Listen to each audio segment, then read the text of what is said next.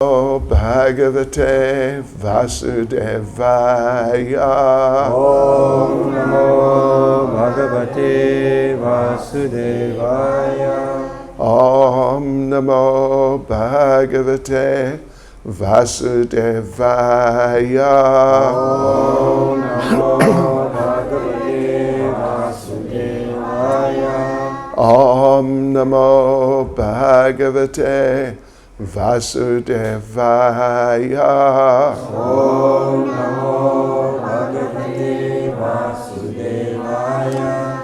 So this morning we will read Srimad Bhagavatam, Canto 9, Chapter 10, the pastimes of Lord Ramachandra, and we will read verse 23.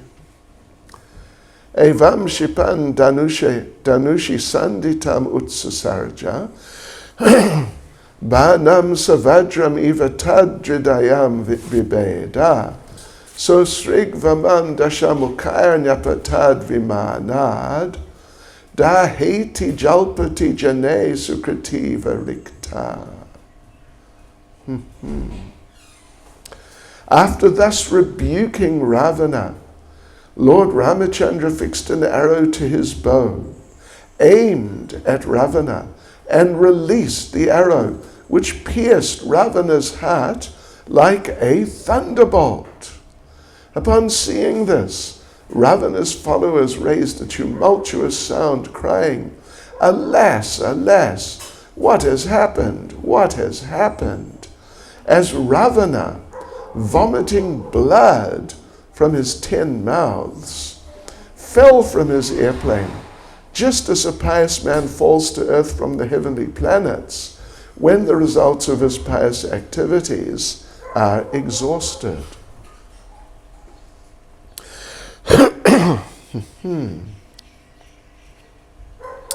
Purport by Srila Prabhupada. In Bhagavad Gita chapter 9 verse 21 it is said, Shane punya marchalokam vishanti. When the results of their pious activities are exhausted, those who have enjoyed in the heavenly planets fall again to earth. The fruit of activities of this material world are such that whether one acts piously or impiously, one must remain within the material world according to different conditions. For neither pious nor impious actions can relieve one from Maya's clutches of repeated birth and death. Somehow or other, Ravana was raised to an exalted position as the king of a great kingdom with all material opulences. But because of his sinful act of kidnapping Mother Sita, all the results of his pious activities were destroyed. If one offends an exalted person, especially the Supreme Personality of Godhead, one certainly becomes most abominable, bereft of the results of pious activities. Bereft of the results of pious activities, one must fall down like Ravana and other demons. It is therefore advised that one transcend both pious and impious activities and remain in the pure state of freedom from all designations. Sarvapadi vinirmuktam tat paratvena nirmalam. When one is fixed in devotional service, he is above the material platform. On the material platform, there are higher and lower positions. But when one is above the material platform, he's always fixed in a spiritual position. Sagunan samatityaitan brahma bhuyaya kalpate. Ravana, or those like him, may be very powerful and opulent in this material world, but theirs is not a secure position, because after all, they are bound by the results of their karma. Karmana daiva netrena. One should not forget that we are completely dependent on the laws of nature. Prakrite kriyamanani gunai karmani sarvisha ahankara vimudatma Kart aham iti manyate. The bewildered spirit soul, under the influence of the three modes of material nature, thinks himself the doer of activities that are in actuality carried out by nature. Bhagavad Gita chapter 3 verse 27. One should not be proud of one's exalted position and act like Ravana, thinking oneself independent of material nature's laws. Let me read the verse again. It's a very dramatic verse. It's one of the most dramatic in the whole Srimad Bhagavatam. Evam shipan danushi sanditata utsasarja bhanam savadram eva tadridayam bibeda so srig vaman dashamukaya nyapatad vimanad da heti jalpati jane sukativa rikta. After thus rebuking Ravana, Lord Ramachandra fixed an arrow to his bow, aimed at Ravana, and released the arrow, which pierced Ravana's heart like a thunderbolt. Upon seeing this, Ravana's followers raised a tumultuous sound, crying, "Alas, alas, what has happened? What has happened?"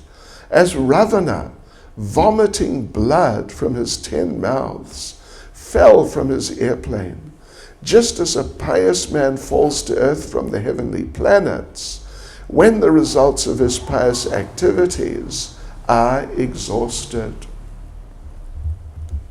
So, what do you think of that? Is that dramatic enough for today?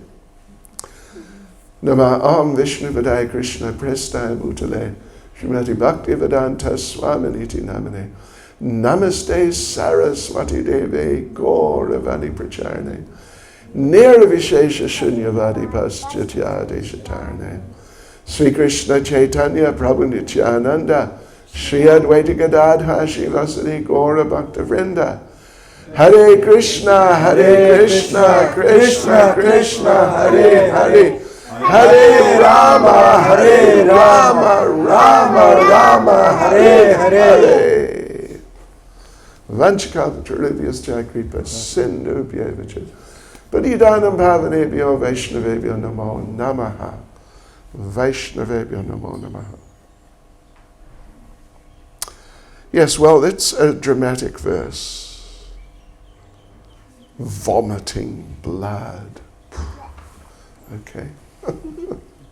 It's dramatic enough. However, in Nectar of Devotion we find there's an interesting little passage, I forget where exactly, but it's there, in Nectar of Devotion, where there is a description of Lord Krishna fighting with and defeating Jarasandha on numerous, maybe 18 occasions, something like that. And the description there is that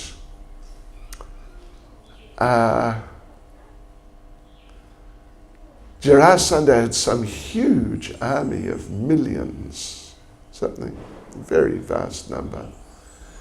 And Lord Krishna, there was just Lord Krishna, Lord Balaram, and a handful of others. Really, not hundreds even, what to speak of millions, but really much less. But the description is that Lord Krishna and Balaram and their very small group of warriors killed all the warriors of Jarasandha, every single one. And there was just a river of blood, Haribol. And Lord Krishna's army, no one received a scratch in this very violent battle. And Prabhupada makes the point that those who are weak-hearted, when they read about this, they may become a little perturbed or disturbed or something. But he says, but those who are like heroes will relish it. So that's all of you devotees, and you too. It's nice, yeah? That's right, yes. No, she's a very good girl. Right, okay. So it's nice. The comparison to a pious person falling from the heavenly planets when the results of their pious activities are exhausted, because this is what happens. People achieve the heavenly planets because of their pious activities. But then, and even on this planet, which is far from heavenly, it's got some nicer places and some worse places. Mauritius is a somewhat nicer place. Although I don't know if you're aware, when Prabhupada was here, Prabhupada compared Mauritius to Hawaii. You read about that? And Prabhupada said Mauritius is not as nice as Hawaii. He didn't like all the black rock, you know. Anyway. So some places are nicer than others, and actually some places are quite unpleasant. And the people in some places are really quite unpleasant. Shri Ketan Prabhu was telling me yesterday, when he was a very new devotee, he traveled overland from India to, I think, Switzerland, mainly by bus. And when he was going through Pakistan and Afghanistan, and he's dressed as a devotee with shaved head and sikha and everything. And when he was going through Pakistan and Afghanistan, sometimes the people on the bus behind him, they'd pull on his sikha, and there would be murmurings in, Urdu or whatever language they speak. They were not happy. In other words, it was dangerous. Vraj, Haribol, how are you? Have a seat. Sit down. Relax. Oh, good boy. Oops, sorry. So some places are better, some are worse, some people are better, some are worse. But in general, on this level, there's nothing, really heavenly, so nice. And there's not so much, there's really nothing which is like totally hellish. Like if you read in the 5th canto about the hellish planets. And there are some artists who have painted paintings. They've painted paintings, their ideas of the hellish planets. Hieronymus Bosch, not so much, but to some degree Hieronymus Bosch, and others showing ghastly scenes. There's this fellow, what's his name? The Italian? Carapigiano? Anyway, he's like a super classical artist. Super classical. But he was living whenever before. He only paints paintings of ghastly scenes, sort of biblical scenes of someone, very elegant, but the fellow just had his head cut off and his head is there. So it's not so good, it's not too bad. There is much, much better. And there's much, much worse within the material world. But in terms of people who they reach the heavenly planets due to their pious activities, when those pious activities run out, then all the good things in their life just run out. And we see here on this planet, there was this fellow, the Shah of Iran, the last king of Iran, and he was ruling in great opulence, living in great opulence and great power over a whole country. But then, the Muslims, anyway, Hare Krishna. Let us not talk about the Muslims too much, but one could if one really wanted to. There are things to say about them. The sort of upsurge of Islam, it really gathered momentum, and he got kicked out.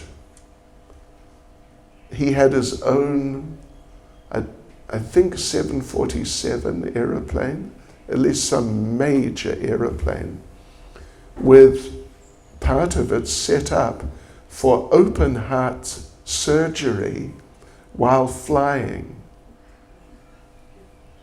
Talk about, the Boy Scouts motto is, be prepared. Talk about being prepared. But then he lost everything. And he went to America. He escaped to America. But then he just died in sort of, what would you say, just irrelevance. And these things happen to people. When this sort of thing happens, they exhaust their pious activities, and then they sort of fall off the edge into some just not nice situation at all. I may have mentioned, it really struck me, some years ago, maybe 5 years ago, I read a story in some news thing. There was one man, he won the lottery in America, and he won more than, after tax, more than 100 million US dollars. It was really, talk about the result of some pious activity. So he gave up working, and he had a family, and they were just living like kings in like a palace with the most extravagant type of lifestyle. But then he was a laborer. He was not a real person of, a more elevated type of character. He was just a sutra, basically. Just a factory worker type, without really much depth to his character. So he got into bad company, and he started drinking and associating with people like that, those who really spend time in drinking houses. And he got into some argument with someone, and in a drunken condition, he killed the person. And therefore, he ended up in jail with a life sentence. And his wife had written this thing, which was in the newspaper, telling this story. Not newspaper, but some news internet thing. And she said, I wish he had never won the money. I wish we were just a simple working family like we had been before. Because now he was finished, his life was finished. He's locked up in jail, and it's just too bad. So like this, results of pious activities, then when they're finished and then the results of impious activities sort of kick in. It can be just like dropping off a cliff. It doesn't have to be years of gradually things lessening. It can be just like, gone, finished. That's life in the material world. And Prabhupada is comparing this, the distraction of Ravana, in those terms. There he was. Talk about, $100 million. He had far more than that. Way, way, way. So many, probably incalculable times more than that. But then suddenly, bang, gone, finished. Because of his offense to Mother Sita. There's an interesting little incident, or an interesting little perspective, really, on this exact situation here of Ravana being killed by Lord Ram. That Ravana, he had kidnapped Sita. Actually, he had kidnapped many women. Many. It was, he was like a collector of women, literally. He was actually. He wasn't like, he was a collector of women. So he kidnapped Sita. And because Sita, even compared to these other women who are all like heavenly ladies, with all due respect, they're even much more beautiful than Miss Mauritius, whoever she may be. Yeah. So, generally all these ladies were just totally exceptional in terms of physical appearance and even in character. Many of them were from different heavenly planets. But Sita was in a different category altogether, in all terms, including beauty.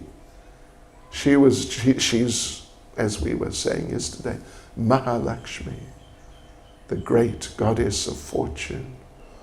We have no real idea of what a woman looks like, but it's certainly just something most astonishing. And so Ravana was particularly attached to her. And Ravana, in his attachment to her, he was thinking of her all the time. He was like obsessed, completely obsessed, addicted to Sita. So he was just thinking of her, and so you could say he was in Sita consciousness. And Sita is a transcendental personality, like the Lord. And transcendental personalities, when you think of them, or just when you speak their name or you talk about them, but in this case, when you just think of them, they are there.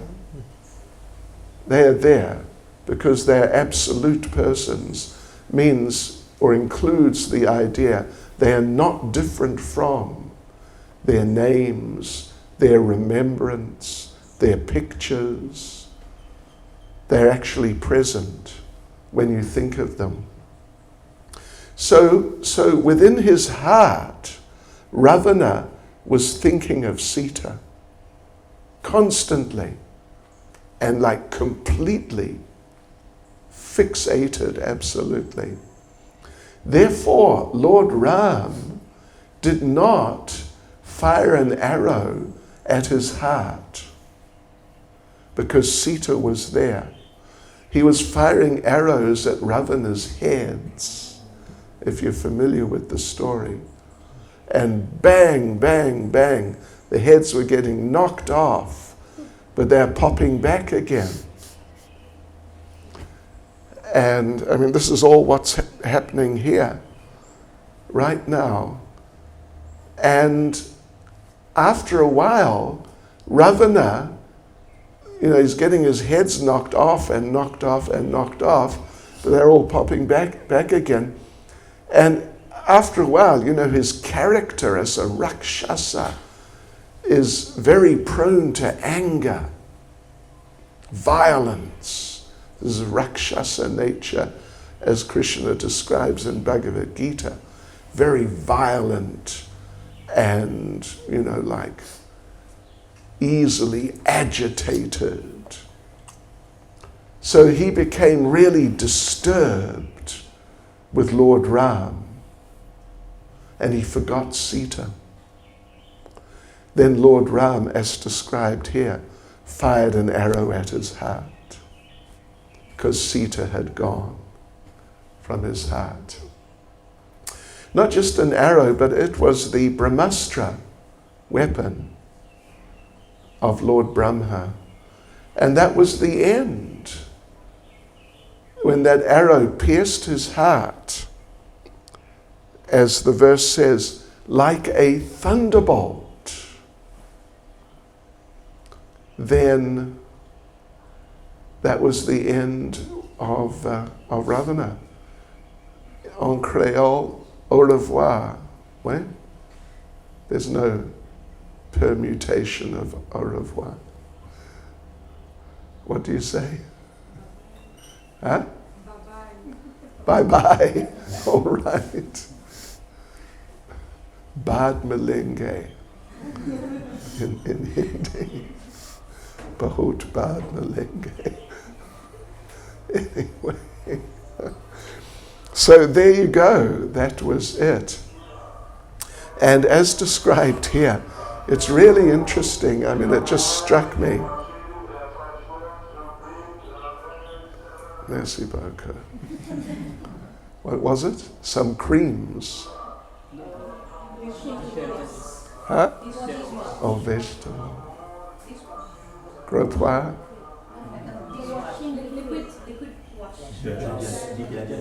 Okay, yeah, some cream I heard. It says la crème something. All right. So let's see. What now? Oh, yeah. Yeah, I found it really interesting that in the Sanskrit, I mean, you may not be sort of familiar enough with these things. The last line, Daheti jalpati jane sukrativa rikta. Jalpati is, in the word for word, the word roaring is used. In the translation, Prabhupada expresses it. His followers raised a tumultuous sound, crying, alas, alas. You may or may not know that in transcendental love of God, pure love for Krishna, sometimes the devotees talk in very extraordinary ways. And like even, you could say, somewhat mad ways. That, they see a rain cloud. We don't really have such good candidates around. But, when you get a real serious rain cloud, it's very dark. It can be blackish or even blackish blue, a really heavy rain cloud. So when they see such a rain cloud, sometimes the Brijbasis and particularly the gopis, they think it's Krishna. And so they call out, Krishna, Krishna, to the rain cloud.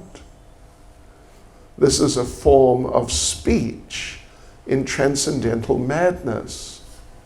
And there are various types of speech in transcendental madness. And one of them is called Jalpati. Yeah. It means sort of incoherent yelling and screaming, but in love of God. Here, these people, the followers of Ravana, they were doing Jalpati. Yeah. They were doing Jalpati. The actual verse, Prabhupada says they were crying, "Alas, alas, what has happened, what has happened?" That's Prabhupada's expansion of the idea of Jalpati. The specific words are not in the verse, but it's just, they did Jalpati. And that means they were saying things like, "Oh, alas, alas, what's happened? Oh, disaster. Oh." This is Jalpati on the mundane platform. But the residents of Vrindavan, Goloka Vrindavan, sometimes they get into some sort of condition where they say things like that in relation to Krishna.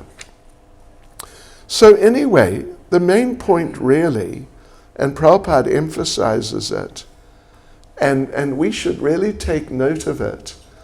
It's just really so extremely important for our progress in Krishna consciousness and just our happiness in life. And even, happiness, but even just being able to deal with life without getting affected by life in the material world too much. Because you know what it's like. You know what it's like to some degree.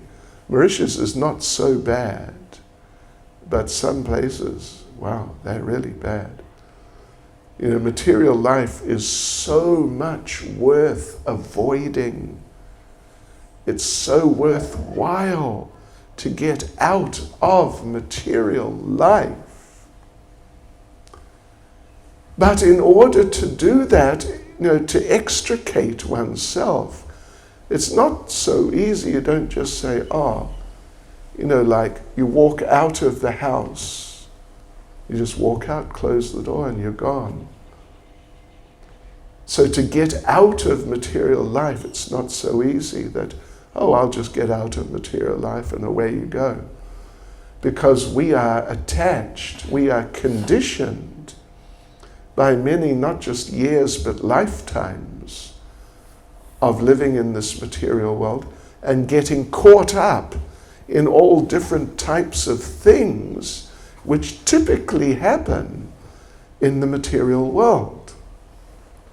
So there's a saying, you may have heard, old habits die hard. Old habits die hard. I've mentioned before, I'm sure you've heard me, when I was young, I was in a very sort of disinterested way studying philosophy in university.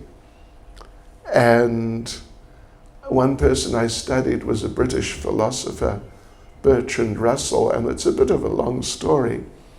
But he was, this is more than 100 years ago. There was no television, there was not even radio. Anyway, the options in the evening, what to do with the family, were really much more limited than they are now. So he was a philosopher, but he was also a character. He was very clever. He was like an entertainer, philosopher. And he developed a following amongst people because he would speak philosophy, but in such an interesting and funny way.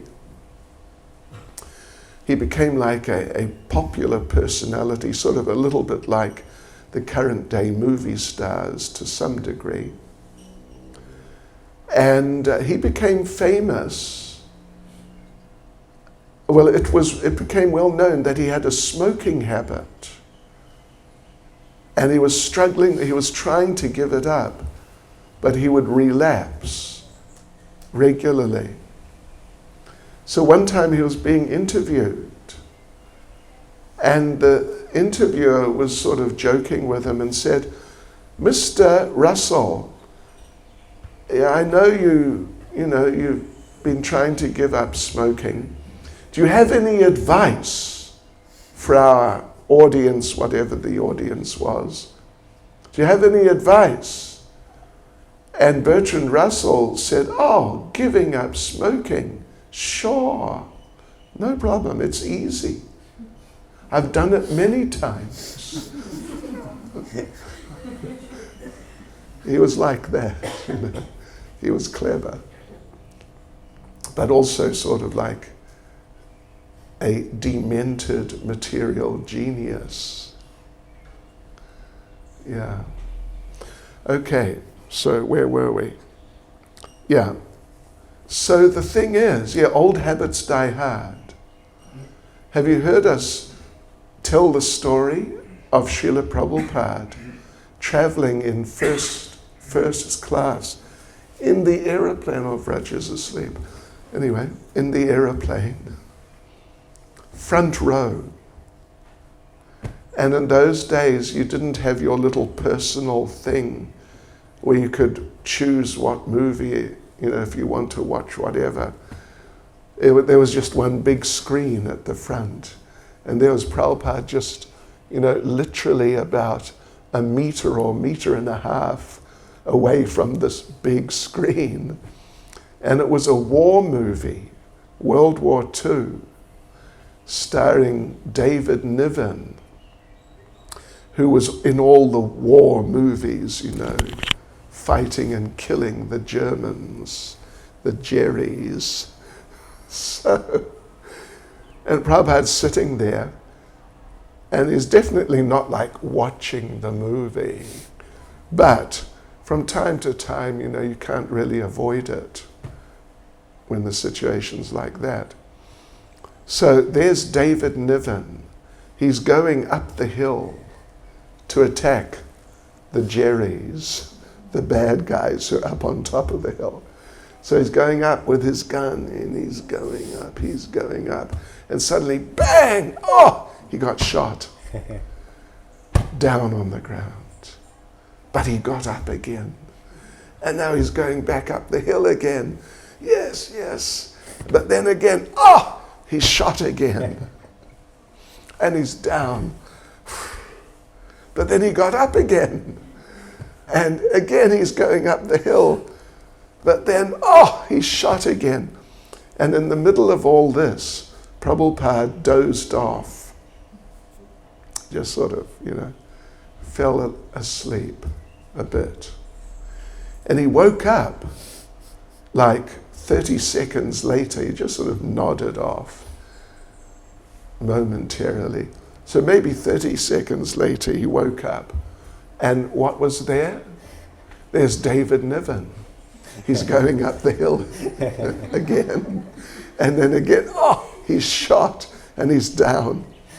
And Prabhupada made this remark to his assistant who was sitting next to him in a very sort of dry British type of way. Prabhupada said, not dead yet. Which, if you appreciate British humour, it's really very funny.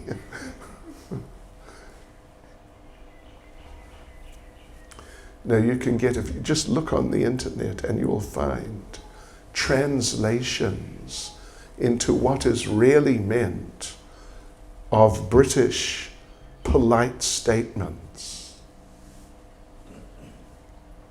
but what they really mean. Like, your visitors, unexpected visitors are leaving. Come and visit us anytime. It means, please don't come back. So there's all these types of statements. That's very interesting. What rubbish that is. All right. But the point Prabhupada's getting into, and it's just a really important point, is that we have to extricate ourselves from the whole scenario, the whole way of life of material existence, which, like as stated here, in the case of Ravana, suddenly, just like that, his pious reactions just stopped, and his impious actions just came upon him like that in a matter of seconds, from extreme pious, good situation to suddenly extreme bad situation. We need to get out of the whole cycle. And Prabhupada goes to some pains to elaborate. It's not just bad things, just the bad reactions that we need to get free of. We've got to get free of the good ones too. Rise above the good ones. Common day people who are religious, in the vast majority of cases, they don't understand this point. They pray to God or Krishna or Allah or, whoever, Ganesh or somebody, to help us escape the bad things. Please cure our sicknesses. Please help me get a better job. These sorts of things they pray for. Help us solve our legal problem. These things they pray for. But you don't find them praying generally that please save me from having too much money. You don't. But rather they'll pray, please let me have more money. Yeah? So, you see, it's a little subtle point, but it's such an important point. If you're attached to the good, you will become implicated in the bad. You cannot just have it one way. You cannot just have it one way. That I'll just have the good health, and I'll just have the lots of money, and I'll just never die. This sort of thing. You can't have it, because it doesn't work. And the example I think that Prabhupada gave? Prabhupada gave the example of the coin. The coin has the head side and the tail side. Or Maurice, O.C., heads and tails. And, so people flip a coin, and while it's flipping, they say heads. And then, if it comes down heads in some way, it's like, wow, great. If it had been tails, would have been bad. But the coin inevitably has both heads and both tails, both heads and tails. And you cannot decide, I will only take the head side or the tail side, and I will not take the other side. You cannot do it. When you have the one, you have the other. And even if you try to, I suppose it's possible, to cut through the middle of the coin. So now you've only got, Queen Elizabeth, right? You still have Queen Elizabeth here on the coins? You don't. Really? Mr. Ram Gulam then. And on the bottom side, I don't know what you've got, a dodo perhaps. So we don't want the dodo. We just want Mr. Ram Gulam or the Queen. But when you cut through, so maybe you throw away the other side, but you have just created another side when you can't avoid it. If you've got the head side, you've got the tail side. Okay? Yes. It's just like that. That's material life. And it's easy to think we will give up the bad. Of course we'll give up the bad. But to give up the good, that's another thing. Talking about on the material level. Therefore, Prabhupada is emphasizing we have to give up both. We have to transcend the whole sphere of material existence, which means the good and the bad. So Prabhupada says, so the question is how to do that. And Prabhupada says, when one is fixed in devotional service, one is above the material platform. This is what we have to do. And when you come above the material platform, and therefore you're no longer affected by negativity, like Prahlad Maharaj was being harassed terribly by his father. He was unaffected. Didn't matter. So you have to become free from the elation and excitement when things are going nicely. And this happens with a devotee, because a devotee has a higher taste. So we have to do that, and that is done through engaging in devotional service.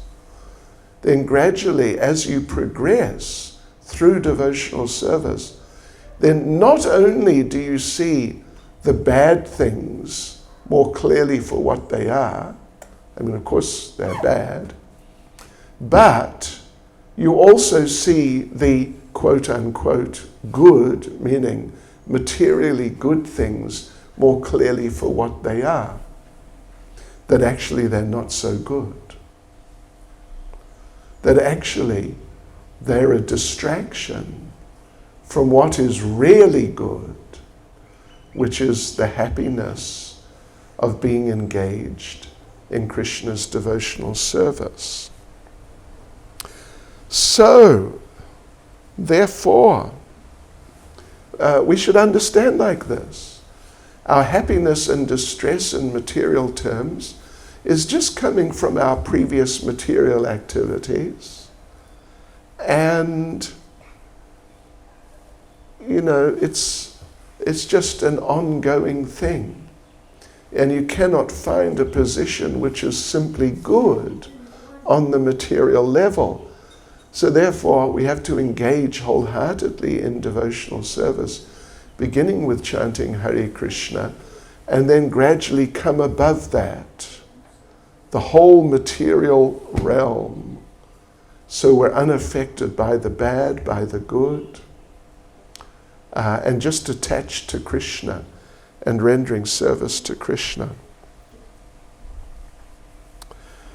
So, this we have to do. Okay?